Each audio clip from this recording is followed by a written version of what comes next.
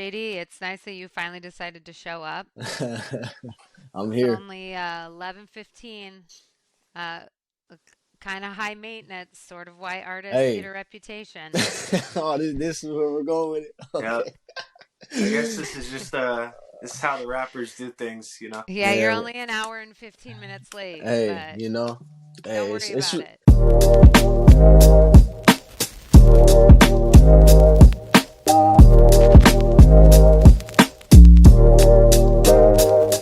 All right, guys, we are back for episode 14, I think.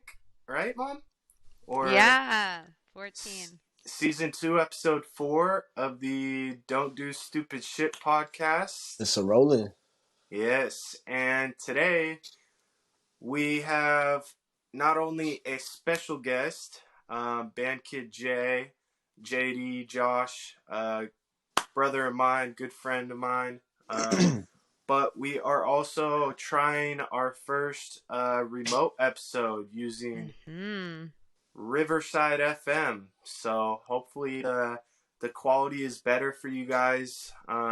Maybe anybody that watched our first Zoom episode. That was the only other remote episode I think we did. Yeah, we did a couple from Zoom while you were in LA. Oh, that's right. Yeah, Did, Yeah, but only using Zoom. did you guys do Brennan's podcast through Zoom? Yeah, yeah. yep, Yeah. you're right. We No, did. yeah. I listened to that podcast while I was cooking breakfast, man. It was a great podcast. It was great. Yeah. It was Yeah. Good. very intriguing. That was a good one. That was a good Good. one. Yeah. But yeah, so as always, I'm Jeshua. Janitor Jeshs.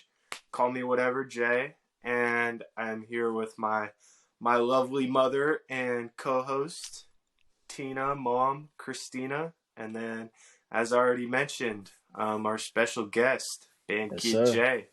Here Hey. Yeah. we are. Here we are. Woo, woo. Woo! Nah, Come on. Yeah, the round of applause. You can add the sound yeah, effect We gotta get the sound first, man. But yeah, I guess we should start with maybe a little introduction as to like who you are, JD. For the people that don't know you. I mean, I can give a little kind of brief introduction, but then I'll let you kind of. Yeah, why don't you start it off and I'll just add on points that you miss. You know me pretty well, so. Yeah, I mean, so JD is, like I said, a good friend of mine, brother. We met like 5 years ago or so. Yeah, we got that right the last time we was talking. About 5 years. Yeah, about 5 years. Yeah. JD had a birthday recently, just turned 21. Big 2-1, Yeah. man. It's crazy. But a little about JD. He is a musician, a rapper, artist. He's been on tour with artists of the like of Lil Mosey. I think you went on a world tour with him, right? And Yeah. done I went some on other. a few tours with Mosey. I got to go on the JuiceWRLD tour. I didn't perform. I was kind of, just part of the entourage at that point in my career. Yeah. Which was super cool to be able to, see him like on his first tour. Then that's dope. Went on with Smokey Marzella and Comethazine. That was like Mosey's first tour. That was a crazy tour. But the tours that I got to perform on were the Europe tour and Canada, and then also U.S. But Canada and Europe were the craziest tours, man. Like that's I'll never be able to get back. Like that was a crazy experience, man. That's fire, bro. Yeah. Where'd you get to go in Europe, JD? Germany. My love. I love Germany. Amsterdam. Were you guys Manchester? I'm trying to think. Honestly, like everywhere. But the thing is, I didn't really get to experience everywhere as much as I wish I could have. Because we're in and out most of the spots. But Amsterdam was super fun. Manchester was awesome. Probably the craziest crowd I've performed in front of. They just, they were so hyped and just great energy out there. I feel like performing in Europe is completely different than performing in the U.S. because they don't know me so much out there, but they also don't. It's like they don't have like an ego or something. They're just there to have fun. Like they're not trying to look cool and like it's less hate. They're just jumping and just it's a great atmosphere. But yeah, I love Europe. I love Europe. No, that's fire. Yeah, so do I. I love Europe too. People out there just nice, man.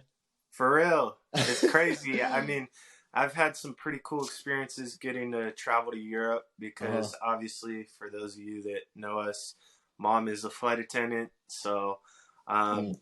they've taken me to some pretty cool spots. I mean, my senior trip was to Germany and Poland. We went to, where else did we go? Why am I blanking? Austria. Austria, Czech Republic. Yeah. Some cool spots, but yeah, Europe is great, man. I For love the sure. energy over there. So you're born and raised Seattle, Washington, just Yeah. north, obviously. And I grew up Linwood, Malik Terrace, back and forth. Yeah, I was born at Swedish Hospital in Edmonds. So North End, baby. I love to say Seattle, but it's North End. It's Snohomish County. Yeah, But people Yeah. don't really understand that. If you're not from Washington, they're like, "What is that?" But right, right. That's true. If you're not from Washington or familiar with Seattle, it's just about 45 minutes north of I feel the like city. 45, you think? I feel like Linwood's probably about 20, Okay, 25. I mean, maybe okay, actually, yeah, that might be a traffic, stretch. okay. Traffic, maybe, 5:30 p.m., it might be 45 to an hour, but Right. Yeah, I uh think we're used to just thinking everything in terms of traffic yeah, around huh? here. Yeah, Yeah. that sounds about right. Yeah, and I mean we're not gonna touch on it too much, but obviously the last couple years have been pretty crazy for you, as Crazy. well as Mosey and stuff. Yeah. You guys were obviously just found not guilty on some pretty Hmm. crazy charges, Yeah. which we're grateful. The truth came out and so on. 100%. No, yeah, I'm just happy it's all over with, I know my Yeah, innocence the whole time. It's just a matter of fact of getting it passed and putting it behind me. And right. here we are, focusing on the positive things in life. Just Facts. you get thrown these challenges in life, and it's just that it's something that comes with being an artist. I feel. For sure. For But sure. yeah, here we are. The truth prevailed, and I'm a free man, and I'm very grateful and blessed. So Yeah, certainly being I'm just gonna say certainly being somebody that's been moving into the spotlight or being out there and being known, it does bring an entire new set of challenges with it, doesn't it? Right. Yeah. Especially at a young age, not understanding like how that life works, and getting into it at 15, 16, and just full throttle, just turning up and everything like that. Not really being told of what can be thrown at you. People trying to Yeah. come for you in certain ways, but now it's the music industry, entertainment as a whole is a very it's a dangerous industry. I for mean, sure. look at the artists that have died. In this last year, Mm. I mean, we've lost so many beautiful souls to violence, drugs, all these things, and it's just they're all entertainers, and it's like it's a big stage to be on. For sure. For Yeah. sure. Especially, There's a lot of pressure. Right. yeah, a lot of the rappers and so on. As you mentioned, there's been some crazy tragedy over the last few years with gun violence and these Right. guys that are out in public just enjoying a meal or whatever, and Uh-huh. something wild happens. But Right. so a question I have for you, and I'm sure a lot of people are wondering, is how did you get into music? What kind of led Um, you? man, how I got into music, I mean, I was about, I feel like I met Lathan, Lil Mosey in like third grade, and we just, were making beats on the pencil, stuff like kind of started like that.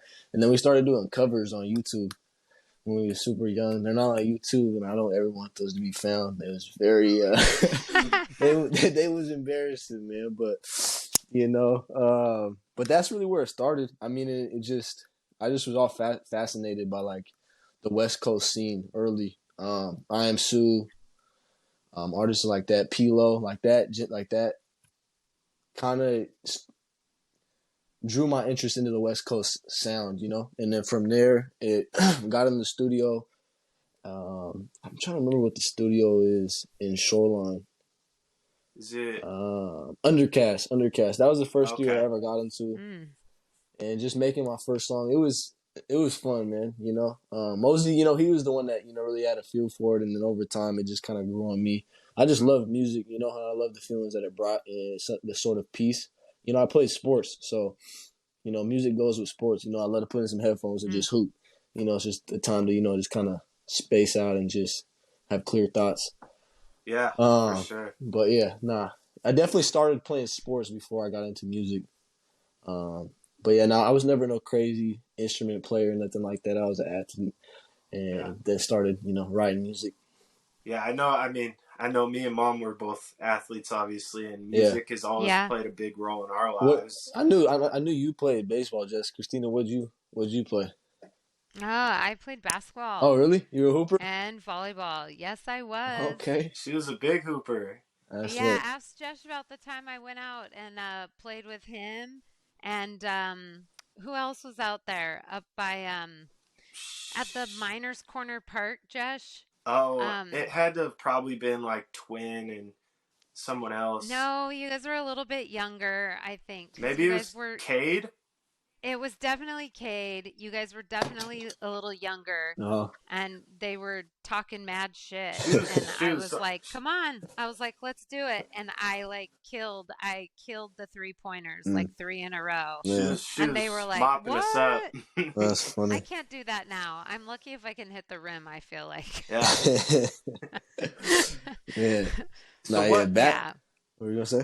No, I was gonna say, what sports were your? Oh yeah, basketball was my first love. Actually, yeah, basketball. I played baseball, basketball, football, but basketball was something I always just was so fascinated by. I got the best at football. Like I started that in 7th grade or 6th grade, and then by like freshman year, I was transferring to Terrace because I just had like this strong belief in like just our music careers.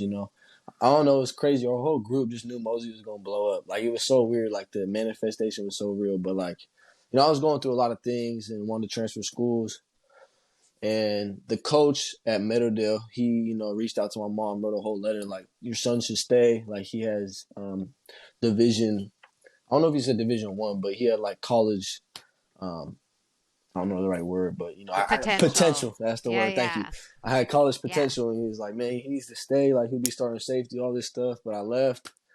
I don't regret it at all, but definitely always be thinking like, what could have it been, But it's like, nah, I got to travel the world. I had like an awesome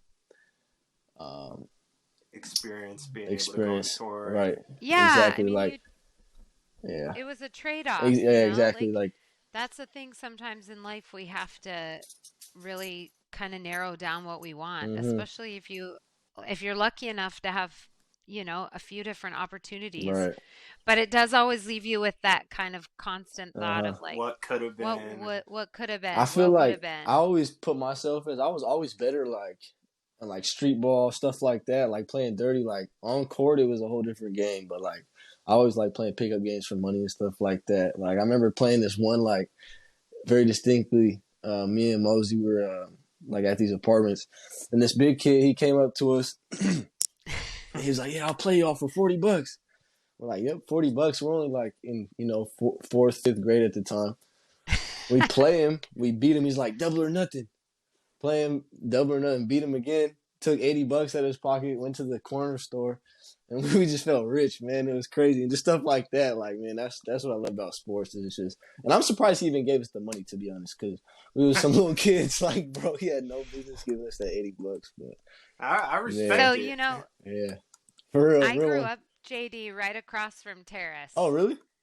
Legitimately. Oh, so, the neighborhood that was just basically if you kind of went south towards where the QFC was, so if you came out of Terrace and you took a left instead of a right towards Linwood, and if you took a left, there's like that first street right there where that like old church was on the corner. Yeah, on the corner on the right there. Yeah, I lived on that street. Okay. That's where I had a friend that grew up over there. That's funny. Yeah. But yeah, man.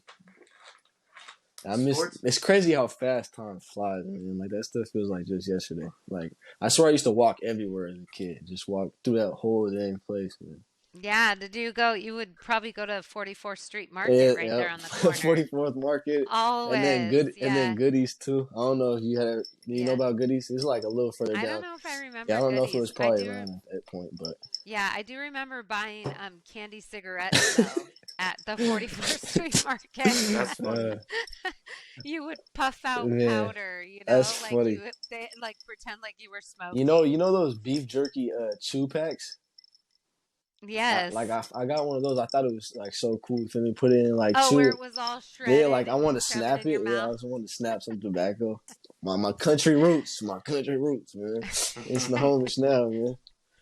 Yeah, That's funny. yeah. Yep. No, But no, sports are great. sports are great for real. I mean, I was on the Yeah. same vibe, bro. Uh-huh. Like I was always kind of like swimming and baseball were my two, but looking Right. back, I've always had that same like, what could have been if I kept swimming or if I Mm-hmm. didn't get injured. Yeah. But you know, that's life, man. That's For life. real. I kind of loved and want to touch on that thing that you were talking about music, how music always kind of went along with sports, Uh-huh. and then how much kind of emotion comes along with music, 100%. whether it's to get you Yeah. hyped, whether you're feeling sad Yeah. and like down, whether you want to feel like inspired. Mm-hmm. And I think that's the thing that's so cool about music. I have like a whole playlist for when I'm flying. Right. It's like just music I like to hear when I'm in a Yeah. plane. So it's pretty cool how that goes hand in hand because I think that's really true and it does evoke so much emotion. Yeah. I got a 100%. quote on my wall. Like my mom found it at a Goodwill. I had her pick it up, but it says music is what feelings sound like.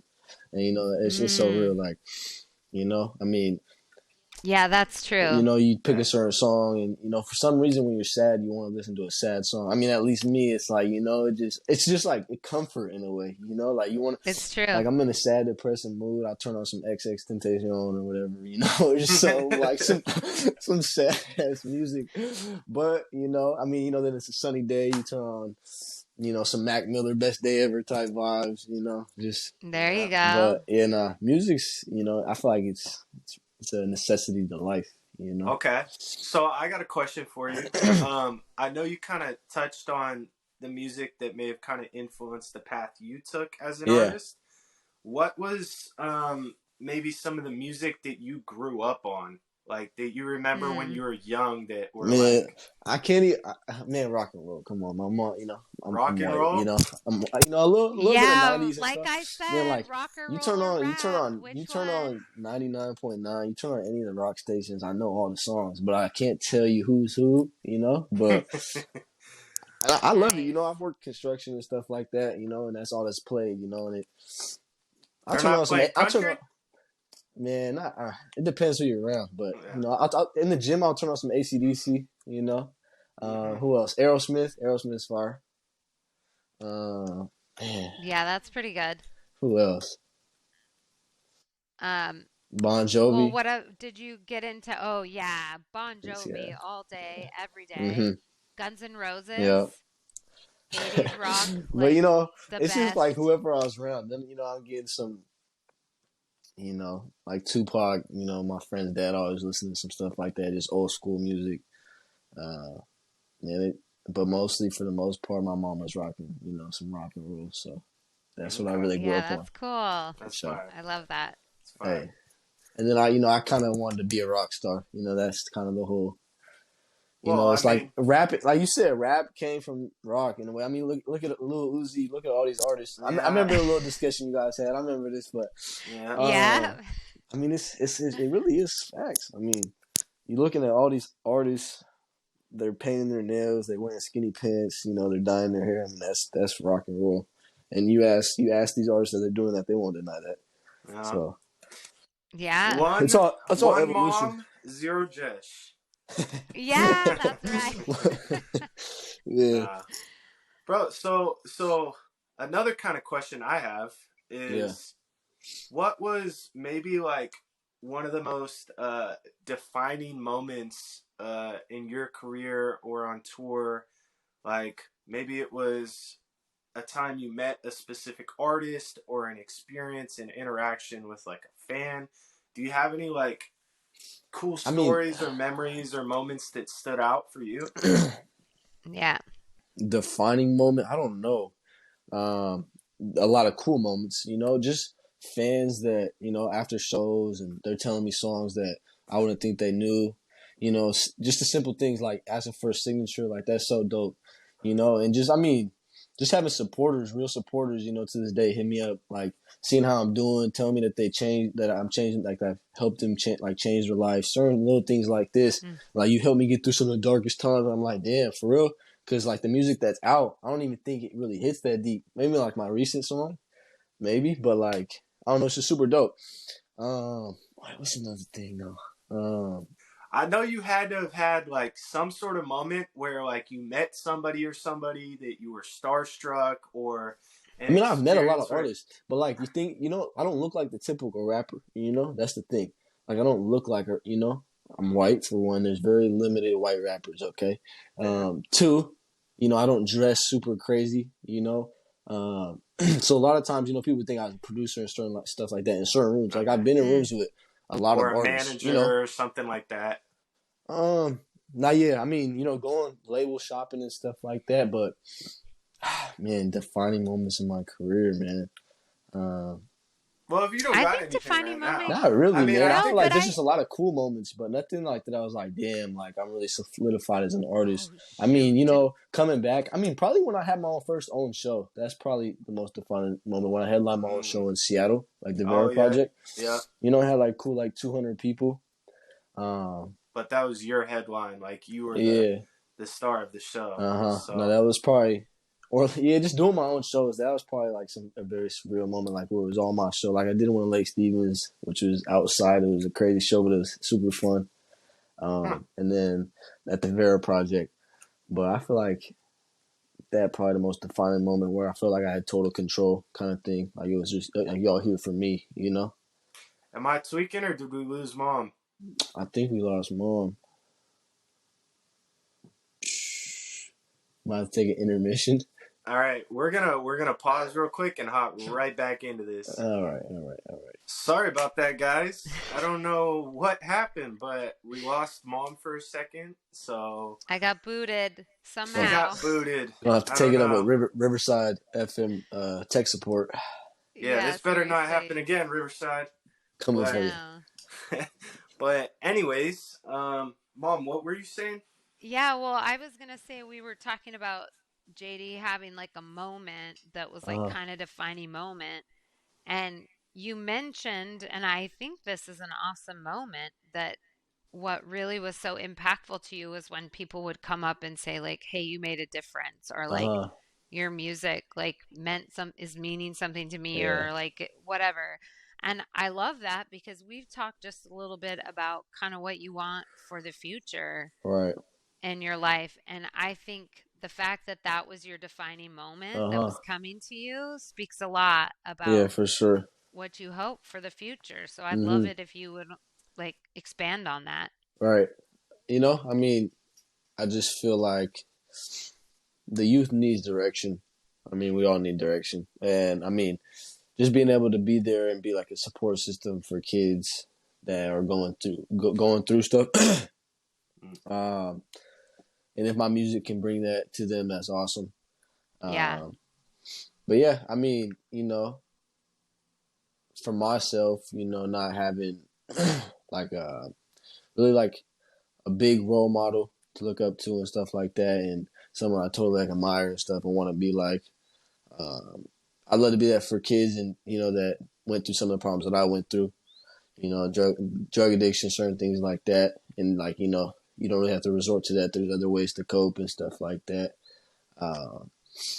And that's why, you know, I've kind of tried to change my music a little bit. I mean, also when I got sober, I feel like, you know, you've heard Lil Wayne and other artists talk about this. Like, you know, drugs are like superpowers when it comes to recording music. And it's so facts. Like, you know, he's talking about, I don't know if y'all, Jeshs, you seen the clip when he's talking about why he picked the cut back up. Yeah. It's like, you know, but I mean, it's true. But for me, it's like, man, it's not worth it. And, you know, it just suppresses all your problems rather than dealing them face on. And I feel like that's something I've been, you know, the last 2 years doing, you know, really just trying to work through my feelings rather than suppressing them. And Oh, that's so good. Can you just like touch on that a little bit more? See, now you're speaking mom talk. Man. That This is idea. her language. Yeah, exactly. That idea of like not suppressing those emotions, but like embracing them and I mean, working through them. it's like being like afraid of them. You know what I'm saying? Like, just I'm trying to be like the biggest and strongest guy out there and stuff like that. And it's like so much more than that. Like taking in the feelings and stuff like that. I mean, Oh gosh, that's like a big one, right? Because like society kind of says like if you show your emotions, that's weak. weakness. Yeah, Right. but the reality is to face emotions and to face your feelings is actually takes insane amount of like courage and vulnerability. I'm having deja vu right now. Sure. I mean, for those of you guys listening, we actually did record an episode a few weeks back, and we had some technical issues, so we couldn't put an episode out. And so I'm having like some deja vu right now from this conversation, because I feel like parts of this we kind of touched on, but didn't really get as much in depth. But right. Yeah, it's true. We did. We just barely started to touch on it. But what do you think, JD, that has like done for you in kind of coming to that place where you're willing to embrace, but like embrace those feelings and those emotions and not try to suppress them? Well, I mean, the way I suppressed them, was with drugs, and it got to a point where I was just done with that. Right. It just drew me so far away from my loved ones. My mother, my grandparents, sister, my nephews. And really, I just, I wanted to grow, I felt like I was just like kind of stuck. And I was just in like this constant loop. Like I make a certain change and fall right back into it. But yeah, I mean, I feel like in the time being, I didn't even really notice I was like, that's why I was using, you know what I'm saying? Like I didn't start using because I wanted to, not face my feelings and, face these problems I had. It was more just like, I felt like I was more accepted when I was high. Everyone liked me when I was high. I was cooler, right? I'm like fitting this, outgoing, but like really like that's not who, like, I don't like everybody, but off the drugs, you feel me? Everybody's my friend. Like I don't really fuck with y'all, to be honest. And like that's a big reason, as an artist, in the party scene and stuff like that, like it took away all the anxiety, but it gives reality, you kind of a false sense of self, right? Exactly. Yeah. And I just got tired of that. You feel me? I felt like I wasn't being my true self, and then I got sober. Got found God. Got touched by the Holy Spirit, which it's crazy. It's like really got into spirituality. It just started to grow. Yeah. But I feel like that's what it was. I was just tired of feeling stuck. Really. What do you feel like you do now as like either an outlet to process those things or I now this one. I'll be in the gym. I'll be in the gym, baby. All right. Nah, yeah. Really though, the gym, really trying to set a routine for myself. Like, routine, gym is like, game changer in my life. Like I take the gym super seriously. But that's like it's a passion of mine. Like I love the gym, right? I feel like everybody needs to work out. Don't matter how much you work out, but everybody needs to work out. It's definitely good for you. You should see. I'm sorry, I don't mean to interrupt, but I'm gonna show you a picture later, Mom, of like a before and after. The last couple years, like are you talking me or you? You. Yeah. You've like this guy is putting crazy work, and like it's like a world difference between like. I was just at the doctor. So in 2019, I weighed 140 pounds. Like that's when I was first getting so like I was still using, but like I just went back to that same doctors anyway. They said I was 140 pounds, still the same height, and now I'm like 200. So I put on a lot of weight. That was all also part of getting sober, but you know, a lot of it's muscle and whatnot. But No, I mean, you look healthy. I don't yeah. know. I mean, I can't imagine. Nah, You would look I wish sick you, to bro, me you gotta at pull, 140. you gotta pull up a picture on this podcast and show them, bro. You gotta show them the difference, I'm gonna man. pull up a you gotta show them picture the for you guys transformation. to see. Yeah, but Okay. yeah, I'd say the gym, and writing music. You know, like I still write music. You know, it's more like a hobby now for me. I had mentioned before, like I just write realer stuff. I feel like the reason I don't drop too is I feel like I don't flow as good as I used to, but I still like writing music, and so that's why I'm just like, okay, if I find a record, like I have records out there I could place, you know, but I don't know. But I just writing music, that's also a way I, you know, express myself. Yeah, the gym. Yeah, sure. The gym kind of gets that little rage out. It gives me that little high, or like that 2-hour high once you're done writing music. I mean, that's a real thing, though. You know the science behind that, right? The gym, you're saying? Yeah, like working out. Yeah, 100%. It legitimately does release those hormones. 100%. Yeah, it has like in your body. Yeah. Oh, yeah, I want to touch on this too. So before trial, I got into like cold showers. Cold showers did some crazy. I was doing it for like a month straight, like only taking cold showers, and I'm not talking like hot then cold, like literally cold showers. And now I can't get back in there. I can, but like I'm just cozy now. Like I don't want to take a freaking cold shower, but those cold showers, when you get out that cold shower, like I don't know, it's something about it. Your body just feels so like at peace. Like my mind's quiet. Do you want the like science behind that too? Okay. Yeah. I'll give you the science behind that. So when your body's in a state, here we go. When your body's in a state of stress and anxiety, and you're dealing with a ton of stuff that's making you feel sort of disconnected from what's going on, which would describe maybe the lead up to what you were dealing with at that time. Cold therapy is a known therapeutic method to bring you back into your present space, to bring you back into a reality and bring you back into like the present moment where you are actually safe, like where anxiety doesn't have to pull you like into that headspace, or you know, it brings you back into your body, which is a big part of what anxiety and stress and all these things pulls us out of. And so that's a real technique. I mean, you were doing it to the extreme, like doing the full body shower situation. Right. But they will even just say grabbing like holding an ice on your cube. like your neck or whatever. No, like holding it in your hand until you can't hold it anymore, or until you are like present and only thinking of the ice cube, is a great way to get yourself out of those anxious moments and that stress, or that, you know, whatever it is that you're dealing with from that more emotional level. Some free counseling. Don't even gotta pay for this. I never knew that, but I'm actually gonna try that next time. I mean, y'all heard of y'all know Wim Hof, like the Wim Hof method, or have you heard of that guy? He kind of like I have heard of that name. I want to say he's like one of the pioneers to this cold, you know, like this cold whatever you want to call it, like that cold therapy, like and you know he had I think he lost his wife. I think like she had, I forget what happened exactly, but like he just started on, you know, going on hikes just in the freezing cold, just barely wearing anything, just doing all these crazy challenges, and like that's what like brought him back to life, and now it's just like his whole mission.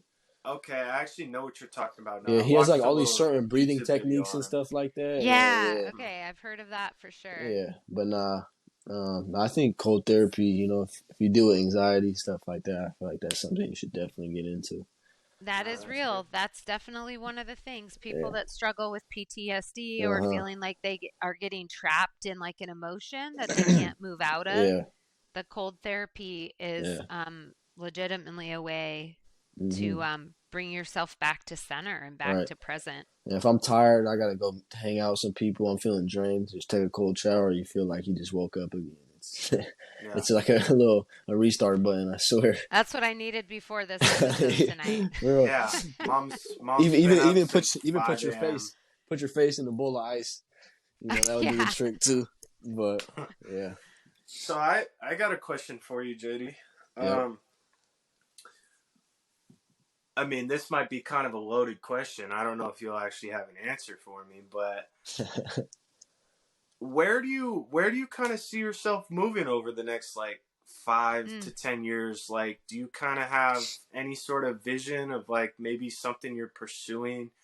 I don't know, career wise. I don't know. It could be anything, but I don't want to work for nobody. I'll tell you that. You're in good I've company. Done that. I've done None that. of us like that. I've done that. I can tell you that I do not like that. You know, I like to write my own schedule.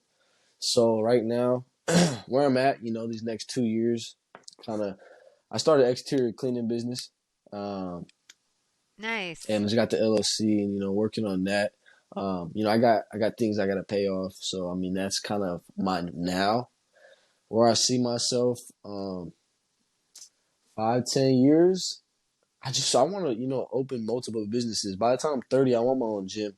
You know, I want like just like it'd be like my headquarters. You know, like a nice facility, but like, you know, investing in properties and stuff like that. But really, just opening and selling businesses and just, you know, entrepreneurship as a whole. You know, but you know, I'm still pursuing my music career. You know, but I'm not like it's not my main goal right now. And I wish I could say that, but I'm just being real. You know what I'm saying? Like, been through a lot of stuff. Okay. I've been through a lot of stuff in this little career.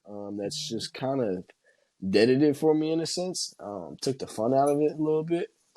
And you know, I'm growing up. I got things I got to pay for.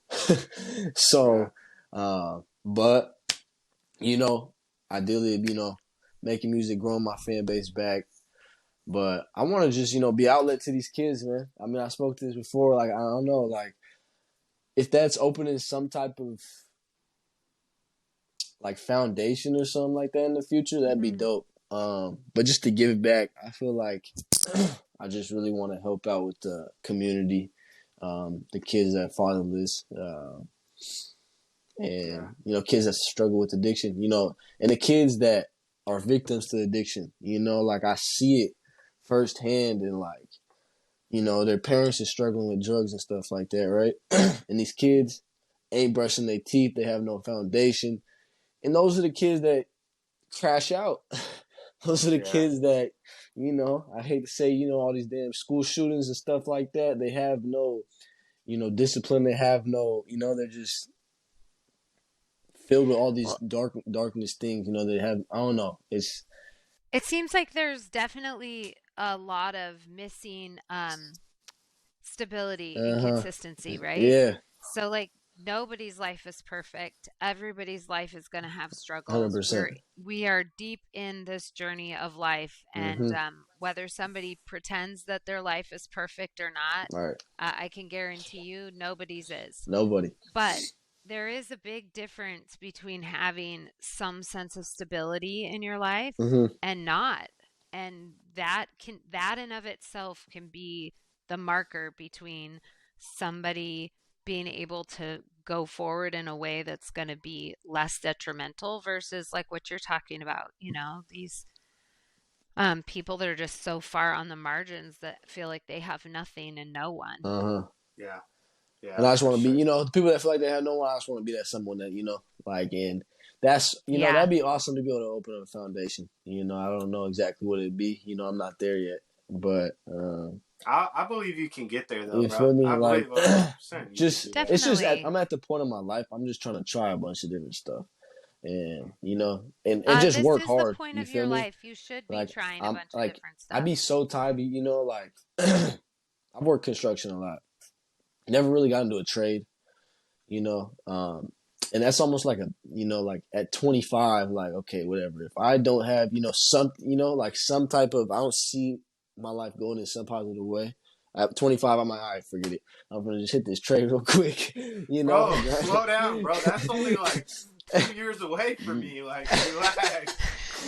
Hey. Yeah, Jeshs. What's your backup? Your 25 backup. Looks like I'm The plumbing. thing is, you know, a lot of people say don't have a backup. You know, have your A plan. And there's a lot of truth in that. You know, I'm not knocking grind your ass off. You know what I'm saying? But it's just holding myself accountable. Like, all right, I'm giving myself 4 years, whatever. if you're gonna make something shake, make it shake. Because like you have 4 years. How many days is that? I don't know what 4 times 365 is, but you know I could spend like it 1,400. Right, 1,400 days. You know that's a lot of hours, right? So if I'm reading and I'm trying to keep learning stuff, gaining knowledge, something's gonna shake. I don't know exactly what it is gonna be at this moment. I'll tell you, but you know, I love to look back at this podcast in like 5 years and like, yep, see, I told y'all. You know what I'm saying? But yeah. Yeah. I think let me give a little mom talk about that real quick. I feel like that deserves a mom mention. Yep, come on.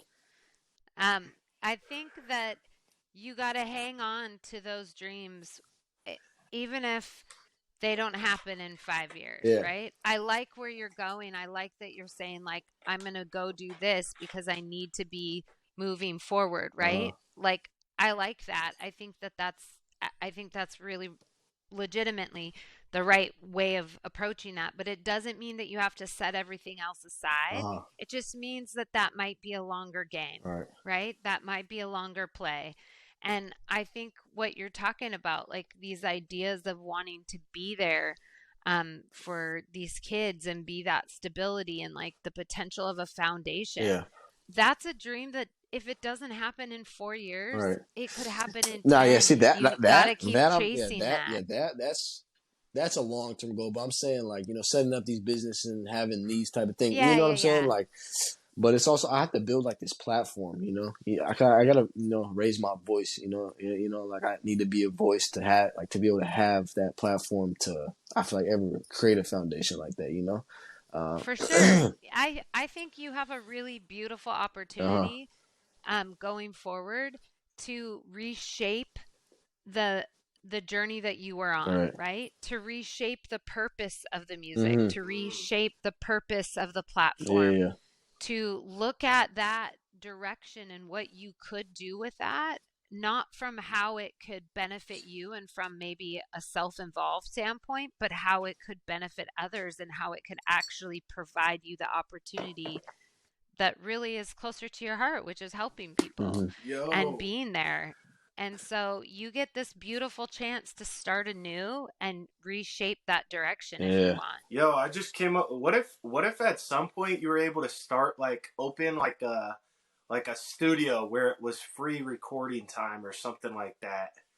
That would be fire. And that's a random ass idea, but that would be dope. I feel like I'd have to have a lot of money for that. Or okay, let's go smaller. Maybe let's say that you do a one day or one night a month that they get to come in. You know, like there's ways to balance that, but there's also ways to pull it all together. No, I'm talking 100% free. Everything. Whatever. Sound good. I think the mom point I'm getting at is don't give up on those things. Reshape the future in the direction that you want it to go. You don't have to give things up. Yeah, for sure. Yeah, I mean, whenever you give up, that's when it's finished. I mean, it's not finished till, it's like you're never gonna succeed if you fail, if you quit, So. Yeah, that's true. Yeah. Are we thinking we should wrap it up here soon, or do we got any final points? For those of you listening, it is just past midnight, so we're recording this episode pretty late. Everybody was busy. My bad. In about 4 more hours, I will have been up for 24 hours. Wow. So there's that too. Hey, where'd you fly in from? I was on the East Coast. Oh, okay. So, but I left early. But I was up early. So so you've been up since 5 a.m. 2 flights today. Yeah, hours at the airport, but that's okay. And you gotta fly in the morning. And I gotta fly again in the morning. I'm back out on a plane. So yeah, get your rest. Word. Tapping in. Tapping in and tapping out. I thought we lost him right in the last moments. You got the low power mode notification, so we're at 20%. Yeah, I got that too. Yep. All right, well let's wrap it up there then. If we end up doing another episode, I mean, I'm assuming at some point we'll probably do it again. But I just want to say thank you, JD. Thank you, brother, for coming on. Thank you guys for having me. Yeah, it's a good conversation. Good conversation. Yeah, for real. I enjoyed this one, and I hope that for all of you guys listening, you were able to kind of pull something, or maybe get to know Josh a little better, or even me and Mom. Yeah. As always, if you guys enjoyed this episode, make sure to drop a like. That's right. Subscribe. And if you want to, drop a comment as to who you want on or what you guys want to hear about. If you're listening on Apple or Spotify, go ahead and rate the podcast. That always helps us, guys. It really does. It gets us, pushing our way up. So, but aside from that, we hope you guys enjoy the rest of your Thursday, and we will see you guys next week. Yes, sir. Hey, life's a marathon, not a sprint, Progress. That's all it is. Yeah, there you go. Yeah. Reframe the story. All right. Peace, guys. All right. See it. Peace.